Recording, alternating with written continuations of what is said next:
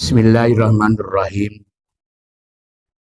Assalamualaikum warahmatullahi wabarakatuh.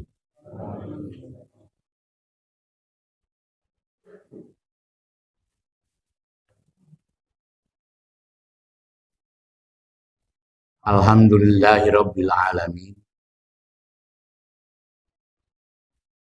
Hamdan syakirin, hamdan naim.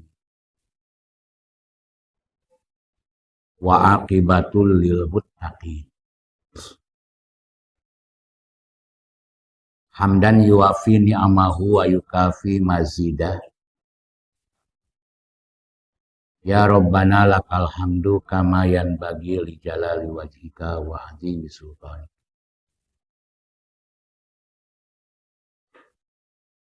Allahumma shalli wa sallim wa barik ala nabiyil karim Muhammad wa ala alihi wa ashabihi ajma'in.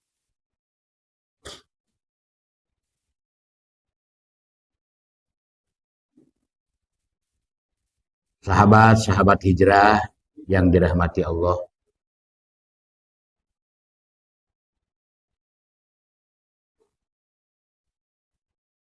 Pangkal kesuksesan umat tergantung pada persoalan ilmu.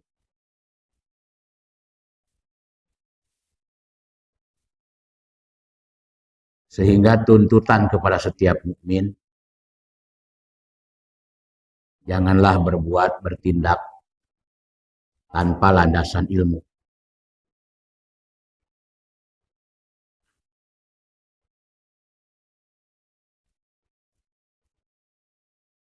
Sebab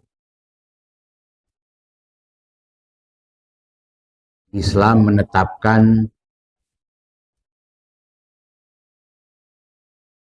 tidak boleh umat melakukan aktivitas dan ibadah dengan kebodohan.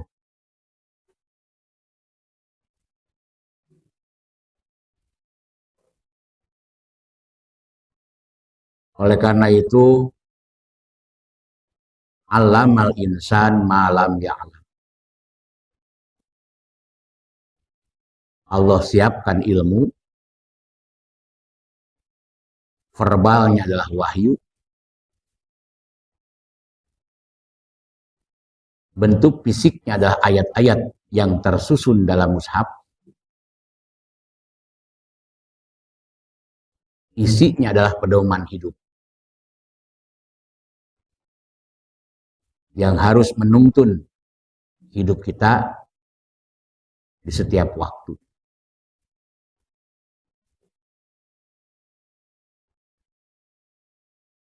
Namun persoalannya adalah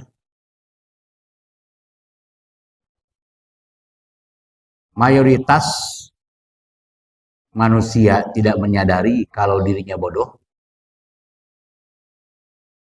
sehingga jumlah yang tidak butuh ilmu masih jauh lebih besar ketimbang orang yang butuh ilmu. Dalam bahasa lain, orang yang mau ngaji dengan yang tidak siap ngaji itu masih lebih besar jumlahnya yang tidak siap ikuti pengajian. Ya kalau pengajian di mana saja silahkan. Yang penting benar, yang penting ilmu. Walaupun pada akhirnya tuntutan terhadap orang yang tekun mempelajari ilmu adalah realisasi dari ilmu itu sendiri. Ta'alamu minal ilmi masyitum fawallahi la tu'jaruna bijam'il ilmi hatta ta'malu. Silahkan pelajari setekun-tekunnya, serajin-rajinnya, sebanyak-banyaknya ilmu, silahkan. Tapi demi Allah, tidak ada nilai sedikit pun jika tidak kalian lakukan, jika tidak dilaksanakan.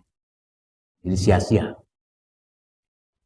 Bahkan tumpukan ilmu dan pengetahuan di pikiran kita, kalau tidak ada sistem metabolisme, yaitu lahirnya satu pengamalan, itu disebutnya kaburo makna.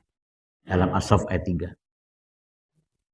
Jadi kaburo maktan itu adalah munculnya jentik-jentik penyakit dalam jiwa karena ilmu menggenang, tidak ada saluran pembuangan. Tidak ada sistem metabolisme. Jadi kalau ilmu tidak diamalkan, berarti menggenang di pikiran. Nah, seperti halnya air, kalau menggenang, itu akan melahirkan jentik-jentik yang akan membahayakan. Sumber penyakit. Seperti merasa tinggi ilmu, sehingga meremehkan pendapat orang lain. Itu penyakit. Jentik-jentik itulah yang akan muncul. Merasa paling pintar, lalu menganggap bodoh yang lain. Itu kan? Menolak terhadap pendapat orang lain. Karena merasa pendapat dirinya yang benar. Itu jentik-jentik penyakit yang bermunculan dalam pikiran-pikiran ketika ilmu yang dipelajari menumpuk dan tidak tersalurkan. Ya, memang harus salurkan. Itu ya. Apa penyalurannya? Pertama diajarkan kembali, yang kedua dilaksanakan. Jadi jangan hanya diajarkan, tapi juga sekaligus dilaksanakan.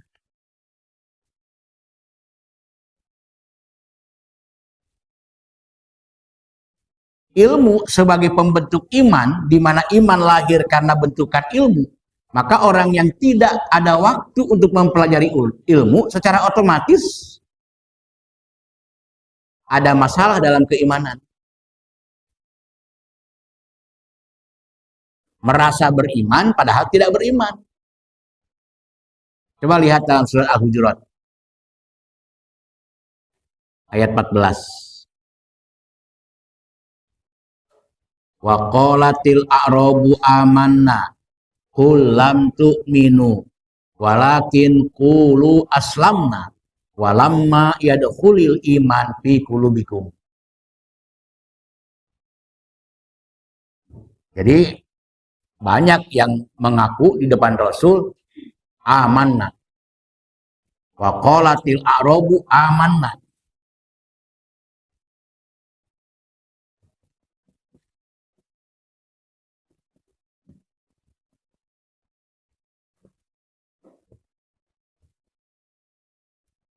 Tidak sedikit di depan Nabi, di depan sahabat-sahabat Nabi langsung menyatakan kami juga beriman. Amanah, kami beriman. Kul, bantah oleh Muhammad, lam tu'minu. Kul, lam tu'minu. Coba olehmu bantah Muhammad, kata Allah. Lam tu'minu, kalian belum beriman. Sampai kalimat ini saja kita sudah menyadari bahwa boleh-boleh saja Anda mengaku beriman, tapi apakah pengakuan iman Anda diakui oleh Allah? Boleh-boleh saja Anda mengakui beriman. Boleh-boleh saja saya mengakui beriman. Tapi apakah pengakuan iman saya, pengakuan iman Anda diakui oleh Allah? Yakin diakui pengakuannya? Asli sini Rais, aslinya. Ya. Apa yakin diakui oleh Allah pengakuan iman kita? Saya batasi sampai dulu ya. Sampai sini dulu. Jadi, qolatil a'rab ini adalah pengakuan umum. Pada umumnya orang merasa beriman padahal belum tentu. Maka dalam hadisnya itu dalam hadisnya laisal imanu bitamanni wala bitahalli. Iman bukan lamunan, iman bukan khayalan. Artinya ngaku-ngaku beriman, oh itu ngelamun. Walakinnal iman, tapi yang dikatakan iman adalah ma wukiro fil qalbi. Ma di situ maksudnya ilmu. Ya. Ma wukiro fil qalbi. Belum diakui pengakuan iman kalian belum diakui oleh Allah pengakuan iman kalian kalau belum ilmu masuk ke dalam kolbu kalian. Jadi ari ilmu can asup kana kolbu mau diakui. Kenapa? Karena ilmu yang membentuk iman. Tapi ilmu yang mana? Ilmu yang masuk ke dalam kolbu. Mawukiro fil kolbi. Baru wasodakohul amal sebagai sistem metabolismenya. Air ditampung oleh kolam, kolam menyediakan saluran pembuangan, maka airnya tetap bersih, tidak menggenang. Menggenang timbul banyak penyakit. Tapi kalau air masuk ke kolam, oleh kolam disiapkan saluran pembuangan, maka air tetap dalam kondisi bagus. Ilmu didapat lewat kajian-kajian, lalu direalisasikan dalam kenyataan pergaulan kita, maka itu namanya sistem metabolisme. Sehat ngadinya. Sehat ngadinya kalau ada aksi-aksi sosial. Sehat ngadinya kalau diimplementasikan ke dalam akhlak, ke dalam amal soleh, ke dalam ibadah sohihah, ke dalam jihad fisabilillah. Oh, itu sehat. Itu. Nah, maka oleh karena itu lanjutkan. Kul lam tu'minu. Kalian belum beriman. Walakin kulu aslamna. Walakin kulu aslamna. Tapi kalau kalian mengatakan kami muslim, diakui oleh Allah. Cek KTP kita masing-masing, agamanya apa di situ? Islam. Tetapi walaupun KTP-nya agama Islam, tidak ada jaminan masuk surga kalau tidak ada iman. Tapi kan karena iman itu lahir dari pengaruh adanya ilmu, maka tetap harus berilmu dulu. Tetap kudu boga ilmu heula, kudu ngarti ilmu heula. Apa wahyu yang pertama kali Allah turunkan? Iqra bismi rabbik. Itu adalah pertama kali Allah tetapkan bahwa hidup kalian harus berdasarkan petunjuk ilmu. Jangan keluar dari petunjuk ilmu. Nah, oleh karena itu, walakin kulu aslamna, kalau sekedar mengaku sebagai seorang beragama Islam, silahkan. Allah membenarkan Anda muslim. Tapi kalau amanah kami beriman, belum tentu Allah akui pengakuan iman kalian. Masalahnya di mana coba? Masalahnya adalah ada di kalimat terakhir. Walamma yadkhulil imanu fi qulubikum. Ya, ini masalahnya di sini. Kenapa Allah belum mengakui iman kalian? Ternyata persoalannya adalah ilmu belum masuk ke dalam kolbu kalian. Jadi terjemahannya begini. Nggak usah kaget kalau beda dengan terjemahan biasa ya. Walamma yadkhulil iman fi qulubikum. Sebab ilmu dalam kurung Al-Quran sebagai pembentuk iman itu nerjemahkan. Masalahnya adalah ilmu yaitu Al-Quran sebagai pembentuk iman belum masuk ke dalam kolbu kalian.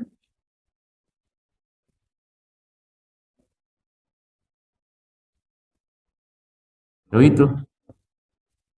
Ini sebabnya kenapa Allah belum mengakui iman kalian. Karena rumusnya begini, ada ilmu pasti lahir iman, tanpa ilmu tidak akan ada iman. Jadi kalau ilmu belum masuk ke dalam kolbu, bagaimana Allah akan menetapkan Anda beriman?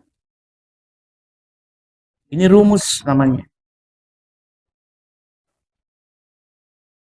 Paham gak ibu-ibu? Maksud dari kalimat ini. Jadi ngaku beriman boleh saja, tapi apakah yakin pengakuan imannya diakui oleh Allah? Belum tentu, karena Allah sendiri mengatakan lam tu minu. Oh, kalian belum beriman, tapi kalian beragama Islam. Kalau Islam kalian iya, tapi kalau beriman belum tentu. Masalahnya di mana? Walamma yadkhulul iman fi qulubikum, sebab ilmu yang ilmu yaitu Al-Quran sebagai pembentuk iman belum masuk ke dalam kolbu kalian. Jadi sekarang tugas kita adalah bagaimana caranya agar Quran masuk ke dalam kolbu sehingga di sini lahir iman. Masih ingat pernyataan saya dulu sebelum-sebelumnya? Iman itu ada di dalam kolbu. Jadi nggak mungkin iman ada di luar kolbu. Iman itu ada di dalam kolbu. Yang membentuknya apa? Yang membentuknya ada ilmu. Nah, ilmu yang dimaksud apa? Al-Quran berdasarkan Al-Ahqaf 23. Jadi ilmu yang dimaksud adalah Al-Quran berdasarkan Al-Ahqaf ayat 23. Itu.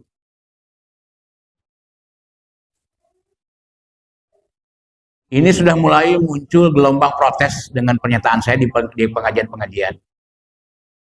Maaf bapak-bapak, ibu-ibu, anak-anak Anda sekalian, mau anak, mau menantu, tidak akan bisa masuk surga kalau nggak pernah ngaji. Kaget kan?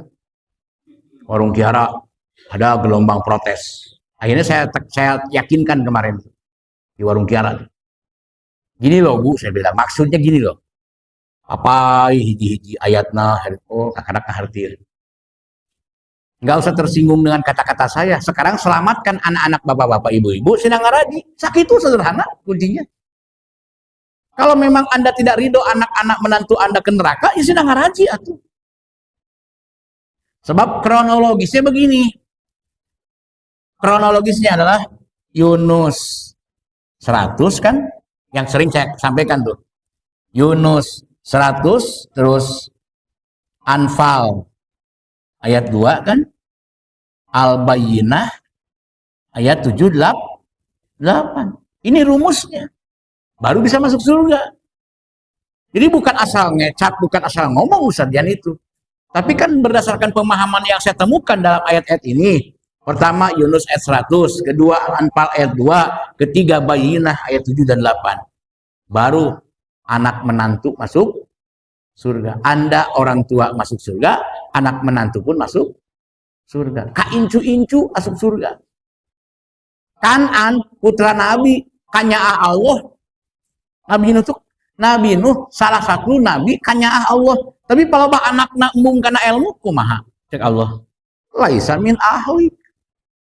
Kalau sudah laisa min ahli berarti laisa minna, bukan pengikutnya. Kalau bukan pengikutnya neraka tuh kumaha deui? Ya, paham ya? Mari kita lihat Yunus ayat 100. Wa ma kana li nafsin an tu'mina illa biiznillah. Mustahil ada iman kalau tidak karena izin Allah. Izin Allah itu adalah bentukan Quran maksudnya. Jadi mustahil ada iman kalau tidak dibentuk oleh Al-Quran. Al-Quran itu ilmu. Mustahil ada iman kalau tidak dibentuk oleh Al-Quran. Itu dalam surat Yunus tuh. Bagaimana kehidupan tanpa Quran? Wa yaj'alur rijsa 'alal ladzina la yaqilun, akan terjadi bencana moral. Kehidupan tanpa Quran tidak akan melahirkan iman, kehidupan tanpa iman akan melahirkan bencana moral. Seperti sekarang. Gelombang rusaknya moral sekarang itu adalah karena tidak beriman. Kenapa tidak beriman? Karena tidak ada ilmu yang membentuknya. Orang mau ngaji gitu kira-kira. Orang yang nggak ngaji itu ya mengalami kehampaan psikologis, kekeringan spiritual, goncang iman, banyak lah. Kalau nggak ngaji-ngaji itu.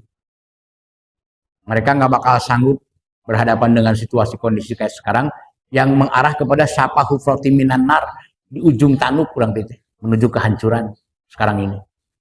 Sanggupkah anak-anak kita, menantu kita? Orang yang satu periode anggota dewan aja membunuh diri, dari tower paling tinggi langsung menerjunkan diri. Anggota dewan di Sukabumi yang sudah 3 periode mengenyam, ya, geus menikmati jadi anggota dewan dengan mencolok ke partai ini sehingga 3 kali ya jadi anggota dewan. Ngagantung maneh tekuatun ari mengalami kekeringan spiritual mah gitu atuh. Nggak sanggup menghadapi hidup ini. Padahal imah genah, mobil boga cuk urang naon atuh. Ya, dibanding nu teu boga imah komo teu boga mobil. Ya. Kadeknya yang bagi yang belum punya rumah dan belum punya mobil jangan beli-beli tambang. Iseng-iseng beli tambang kayak pikiran kemana-mana. Ya, hati-hati. Arek naon jujuk beli tambang coba.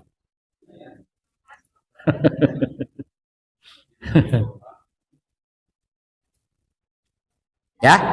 Jadi dalam surat Yunus iman hasil bentukan Al-Quran. Dalam Al-Anfal ayat 2, wa idza tuliyat alaihim ayatuhu zadatuhum imanan. Kalau ngaji terus-terusan iman meningkat. Bukan menurun iman tuh. Hadir ke pengajian lagi, hadir ke pengajian. Iman tuh grafiknya naik. Itu kata Allah di Al-Anfal ayat 2. Zadathum imanan apabila idza tuliyat alaihim ayat. Tuliyat itu kan terus-terusan artinya. Baru di sini jelas nih. Innalladzina amanu. Amanu hasil ilmu. Sesungguhnya kalau orang sudah punya iman, wa amilus sholihat, pasti akan melahirkan amal soleh. Pertama ngaji dulu, lahir iman. Kalau iman sudah ada, pasti lahir amal. Nah, kalau sudah ilmu, iman, amal soleh ada dalam diri kita, apa yang terjadi? Ulaika hum khairul bariyah. Selama di dunia nage terhormat hidupnya, termulia, terbaik predikatnya. Jazauhum inda rabbihim jannat. Allah akan anugerahkan di akhirat nanti mantap, maaf, anak bapak, anak ibu nggak bakal bisa ke surga kalau nggak ngaji. Ini rumusnya. Ini bikin dongkol ini orang yang dengar nih kalimat begini tuh. Tapi saya sedang menyelamatkan. Ku anfusakum wa ahlikum naro. Jaga lindungi dirimu, jaga lindungi anggota keluargamu, jangan sampai menjadi ahli neraka, karena rumusnya ini. Kalau tidak ingin keluarga jadi ahli neraka, ini dipakai ayat-ayat ini. Tuh. Jadi Allah telah menyiapkan ilmu allamal insan malam ya. Kenapa bisa seperti ini? Nah, masuklah ke materi sekarang. Potensi ilmu. Ternyata ilmu dalam hal ini Al-Quran memiliki potensi sebagai berikut.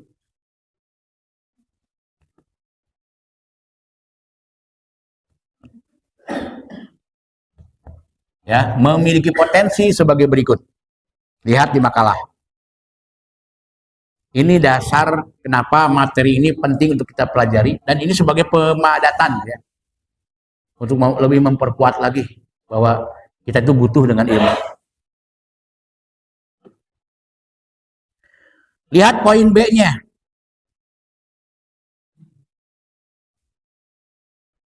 Potensi yang ada pada ilmu atau Al-Quran adalah pertama, ilmu jika ada di kolbu akan membentuk iman dan takwa. Jadi potensi ilmu adalah membentuk imtak. Yang pertama tuh.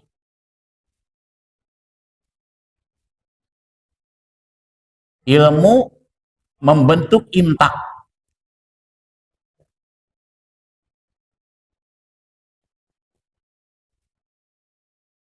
Ya, ilmu membentuk imtak, iman dan takwa. Hubungkan dengan Ali Imran 96. Apa dampak jika manusia berimtak? Apa dampak jika manusia berimtak? Beriman dan bertakwa.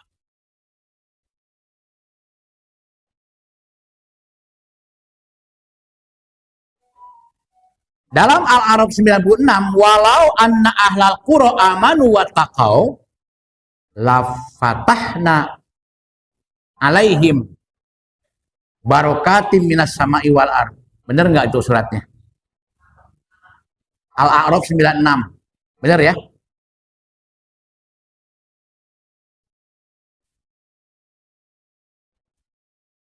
Andai kata penduduk suatu negeri, Indonesia katakan, andai kata penduduk Indonesia, nggak usah gede-gede lah, 30% saja, apalagi 60%, apalagi 85% sekarang. 30% saja dari jumlah penduduk negara beriman, bertakwa kepada Allah. Allah akan lindungi negara ini dengan keberkahan.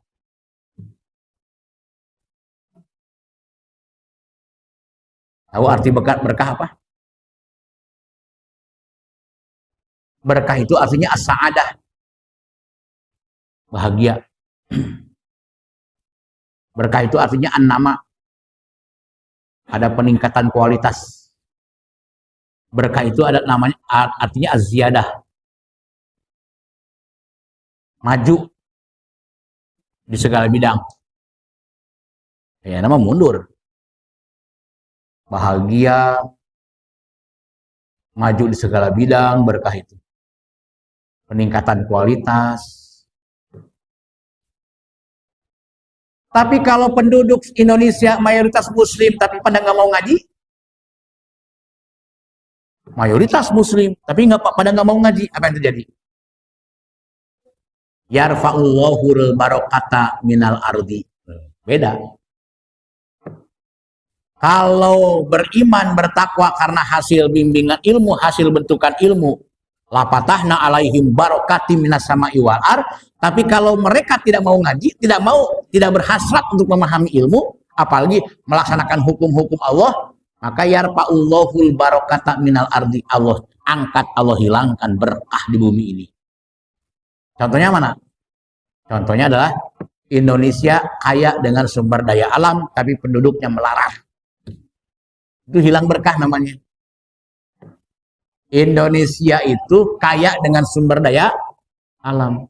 Negara lain, dari mulai Jepang sampai negara-negara lain, itu bukan asal ngomong, menawarkan diri, pindah ke negara kami, bawa semua kekayaan kalian, kami pindah ke negerimu dengan telanjang bulat. Kami sanggup. Itu kan bukan harus telanjang maksudnya. Tapi itu menggambarkan bahwa mereka sangat sadar tentang sumber daya alam kita, tapi orang-orang Indonesia tidak menyadari sumber kekayaan alamnya. Itu. Jadi bangsa Indonesia itu bukan tidak tahu, tapi tidak menyadari. Tahu, tapi tidak menyadari. Beda kan, tahu dengan sadar itu beda. Kalau tahu adalah apa yang dia lihat, tapi kalau sadar, walaupun tidak terlihat, menyadari sumber daya alam kita itu melimpah. Bil bari wal bahri, di daratan, di lautan, melimpah.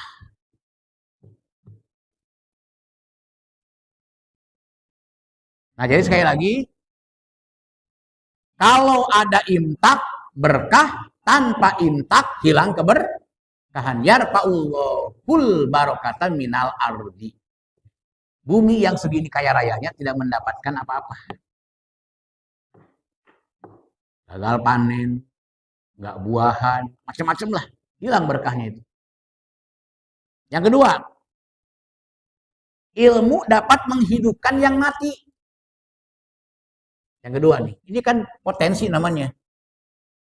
Ilmu dapat menghidupkan yang mati. Lihat surat Yasin ayat 12. Inna nahnu nuhyil mauta. Kami, kata Allah, inna kami sesungguhnya, inna nahnu, kami itu kalau bukan sendirian berarti kan, kami bersama seluruh manajemen operasionalnya, para malaikat dan para rasul, dengan pedoman Al-Quran ini, dengan melalui Al-Quran ini, memprogramkan bagaimana cara menghidupkan yang mati. Quran ini bisa menghidupkan yang mati. Nah, pertanyaannya, hidup dalam arti apa? Mati dalam arti apa? Ini jawabannya. Jadi yang dimaksud hidup mati di sini apa? Seperti dalam surat Al-Muluk ayat 2, alladzi khalaqal mauta wal hayata liyabluwakum. Al-maut wal hayat di sini kemana arahnya? Ke kolbu. Mari kita lihat penjelasannya.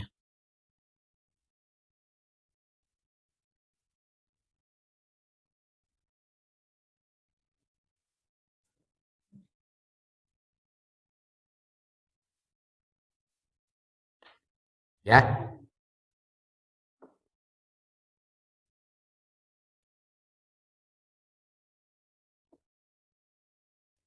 Inna nahnu nuhyil mauta. Kami melalui Quran ini membuat sebuah program bagaimana yang mati bisa dihidupkan kembali.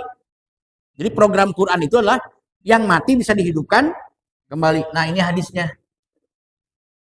Alladzina yazkurunallaha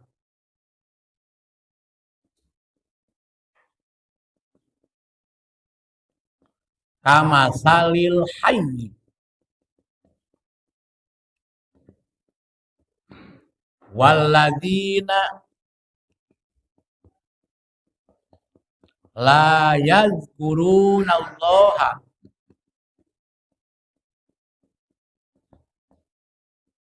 kama salil mayyiti. Nah, inilah yang dimaksud hidup dan mati. Alladzina yazkurunallaha kama salil mayyit. Qalbu yang menerima Quran sehingga lahir kesadaran, itulah hidup. Tapi walladzina la yazkurunallaha, qalbu yang tidak mau menerima Quran sehingga tidak mau sadar, maka hakikatnya mati kama salil mayyit. Jadi qalbu yang menerima Quran akan hidup, qalbu yang menolak Quran akan mati. Jadi kalau Anda menolak ilmu, Anda mayit. Itu gampang. Kalau Anda nggak mau ngaji, berarti Anda mayit. Walaupun masih hidup. Jadi yang dimaksud menghidupkan yang mati apa? Al-Quran menghidupkan kolbu yang mati. Jadi ini objeknya ke kolbu. Bukan ke nyawa ya. Al-Hayyu al-Mayyit objeknya adalah kolbu. Nah itu. Objeknya adalah kolbu.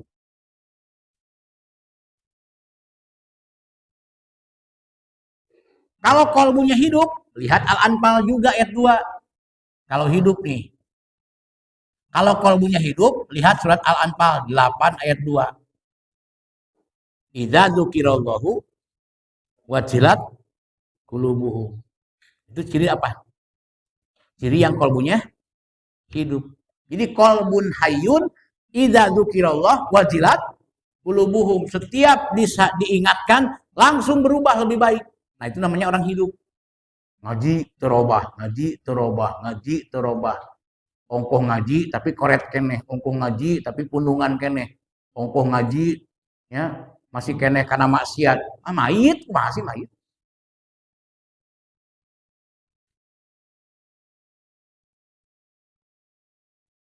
Nah, mentalkin itu sekarang. Jangan mentalkin ketika sudah mau dimasukkan ke geus arek diselapkeun make tutup ku padung, memeh diselapkeun teh ditalkin heula kana ceulina diangkat si mayit teh. Harewosan kana ceulina. Lamun ditanya man rabbuka, mun aya malaikat nanya ka anjeun man rabbuka, jawab ku anjeun Allah. Ya, lamun ditanya man nabiyuka, jawab ku anjeun Muhammad Rasulullah. Lamun ditanya ma imamuka, jawab ku anjeun Al-Qur'an. Aya geus paeh diingetkeun mah deui kitu. Ayeuna ingetkeun mah tah talkin ayeuna ieu. Daek teh dihareosan ku sadian kana ke telinga Anda. La ilaha. Mau enggak? Anggapanna kanapi mau teu wae lamun dihareoskeun la ilaha illallah nya. Padahal la ilaha illallah itu Quran, la ilaha illallah itu ilmu, la ilaha illallah itu pembentuk iman. Jadidu imanakum wa kaifa nujaddiduna ya Rasulullah. Wa kaifa nujaddiduna imanana ya Rasulullah. Qala Nabi menjawab, aksiru bila ilaha illallah. Cara memperbaiki iman kita, perbanyak kalimat la ilaha. Apakah perbanyak membacanya atau perbanyak memahami kandungannya? Eta iman bakal naon? Bakal yujaddidu imanakum. Akan terjadi perombakan yang terbaik dalam iman kalian. Namun sering mengucapkan la ilaha illallah atau merealisasikan kalimat la ilaha illallah. Itu baca buku yang saya jual ya. Di buku mengenai tuntunan memahami dua kalimat syahadat. Apa sih la ilaha illallah di situ itu? Dijelaskan di buku itu. Nggak usah saya jelaskan sekarang. Marah Daik Maraca. Ya. Itu di ayat ya, ciri orang yang hidup. Setiap diberikan masukan, diingatkan, dinasehati, langsung berubah menjadi baik. Itu namanya hidup. Tapi kata Ali bin Abi Thalib menyerupai ayat. Cek Ali bin Abi Thalib, al-hayyu, orang yang hidup, ya, al-hayyu yata'allamahu qad usul al-hayyu yata'allamahu nakrul ibroh. Kata Ali. Orang yang masih hidup tusuk dengan ujung jarum merejat. Orang yang masih hidup tuh tusuk dengan ujung jarum, maka dia akan terkejut. Nyeriun itu orang yang hidup. Tapi al-mayyit, orang yang mati, la yata'allamahu qad usuyuf. Dia tidak akan merasakan apa-apa walaupun dimutilasi oleh bedog. Dipotong-potong tubuhnya oleh golok. Merasakan nggak? Ya kalau dipotong tangannya, hidup kayaknya begitu mah. Jadi kalau dia tidur orang mati. Jadi kalau dinasehati terus-menerus tidak ada perubahan apa-apa, itu namanya orang mati. Dimutilasi gitu kerasa naon. Tapi orang hidup, jangankan dimutilasi, dengan ujung jarum saja sudah merasa sakit. Itu cara yang membedakannya. Nah, kemudian dalam Al-Anfal ayat 24, idza da'akum lima yuhyikum. Oleh karena itu, jika ada ilmu yang mengajak menyeru kalian, maka ikuti, berarti Anda hidup. Idza da'akum lima yuhyikum.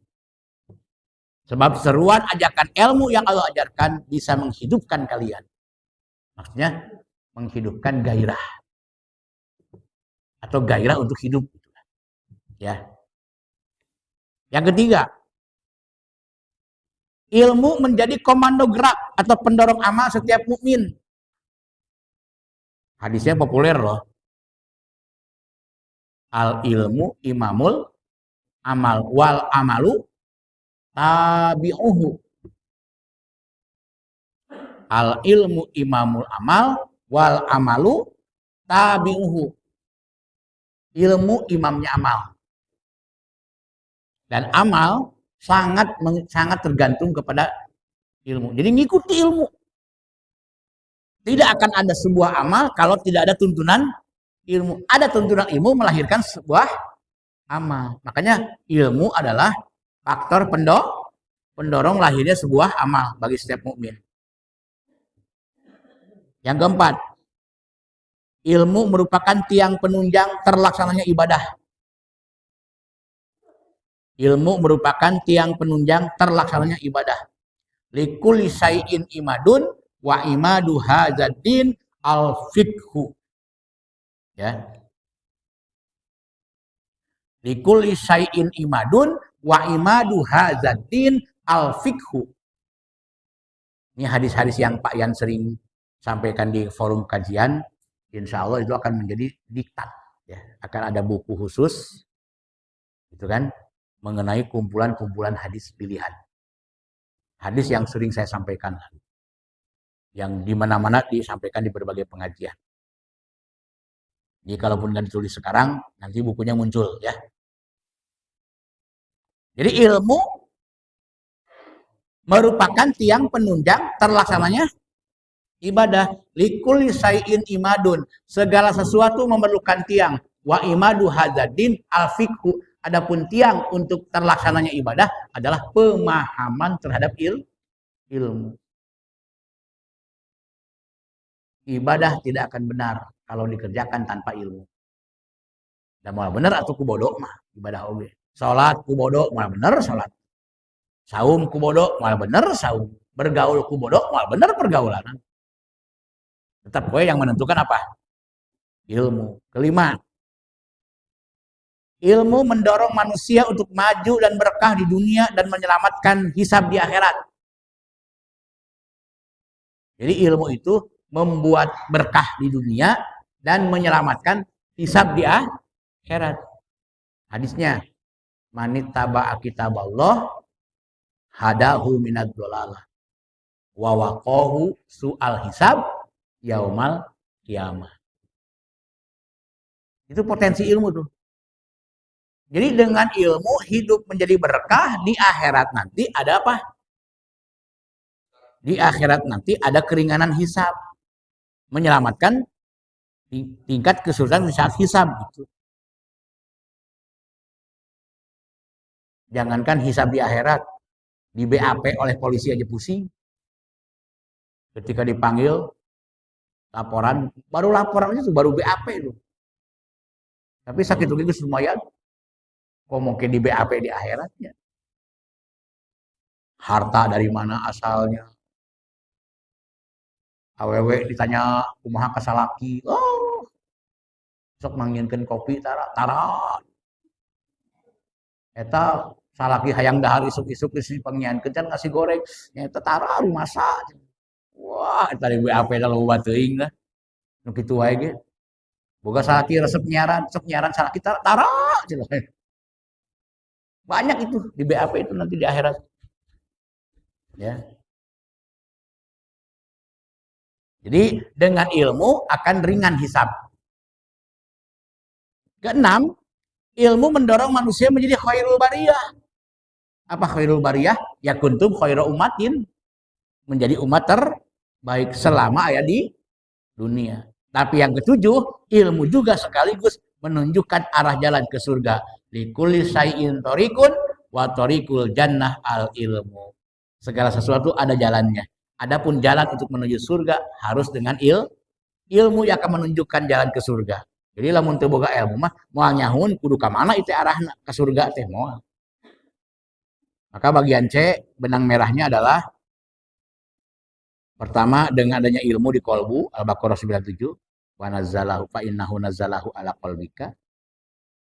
Secara otomatis akan membentuk iman dan secara otomatis pula lahirnya amalus sholihah, lahirnya ibadah sahihah, lahirnya akhlakul karimah, lahirnya jihad fi sabilillah. Itu konsekuensi dari ilmu. Yang kedua, ada konsekuensi logis loh setelah menerima Quran. Ini yang sedang dialami oleh kita ya. Ada konsekuensi logis setelah seseorang menerima ilmu itu Al-Quran. Yaitu apa? Segala bentuk ujian menguji kualitas iman kita. Merasa nggak kalau hidup ini diuji terus? Ada yang diuji dengan meninggalnya pasangan, meninggalnya suami, meninggalnya istri. Ada yang diuji dengan perceraian. Ada yang diuji dengan usaha genjet wae. Ya, ada juga yang diuji dengan sudah kan bisa usaha, ada gitu. Padahal ngaraji gitu gitu. Ya. Ada juga yang diuji dengan tidak memiliki keturunan. Oleh saya. Ya. Jadi memang akan ada konsekuensi logis setelah menerima Quran. Jadi nggak mungkin setelah menerima Quran lempeng.com, nggak mungkin. Nggak bakal. Pasti ada ujiannya. Pertama lihat surat Al-Ankabut ayat 2 dan 3. Ahasiban nas ayutraku ayyaqulu amanna wa hum la yuftanun walaqad fatannal ladzina min qablihim wa la ya'lamannal ladzina shadaqu wa la ya'lamannal kadzibin. Allah akan uji setiap orang yang mengaku beriman. Bentuk ujiannya macam-macam, beda-beda. Tujuannya apa? Untuk dilihat apakah imannya benar-benar sungguh-sungguh atau imannya pura-pura. Itu kan. Termasuk surat 17 ayat 45-46. Sama itu ujian juga. Maka Nabi mengatakan, ya abna Adam, in qara'tal Qur'an, summa amantum bih, layatulunna fid dunya huznuka, walayastadanna khaufuka, walayaksuranna fid dunya buka-uka. Lain uka-uka kade. Buka-uka. Ya, isi uka-uka. Hei manusia, jika kalian telah mempelajari Al-Quran dan membenarkan serta melaksanakan isinya, siapkan diri kalian untuk mengalami kesedihan yang berkepanjangan sewaktu di dunia. Bener, hijrah itu bakal sedih. Ku hijrah tadinya. Salah satu kesedihan naon, rada tara boga duit, sedih itu boga duit itu. Ya. Jadi akan mengalami kesedihan yang berkepanjangan. Nabi Muhammad lihat dari mulai awal menerima wahyu hingga sebelum menjelang Futuh Mekah, kesedihan demi kesedihan mewarnai hidup beliau. Tapi begitu berhasil Futuh Mekah, Nabi Muhammad tidak lama kemudian meninggal. Jadi Nabi Muhammad hampir-hampir tidak bisa menikmati hasil perjuangannya. Tapi di akhirat nanti Nabi Muhammad bagaimana? Tumpah ruah segala kenikmatan yang tak terbayangkan, yang tidak akan ada di dunia ini.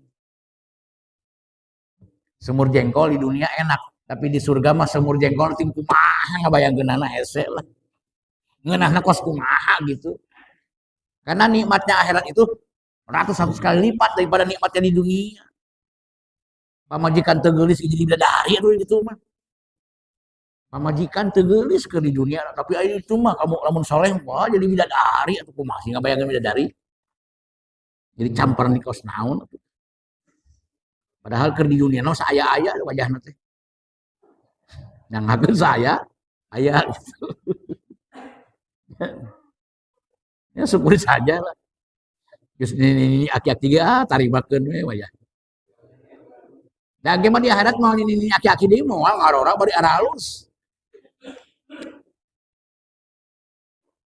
Walayas tadanna khaufuka, juga akan dihantui banyak rasa khawatir yang amat kuat selama hidupnya. Itu kalau sudah menerima Quran. Loba kamelang. Kamelang jeung kamelang. Jadi akan banyak rasa khawatir. Lalu walayak suranna fid dunya buka-uka, dan kalian akan lebih banyak berlinang air mata selama proses realisasinya. Lihat Nabi Muhammad bercucuran air mata ditinggal Khadijah, bercucuran air mata ditinggal Abu Thalib.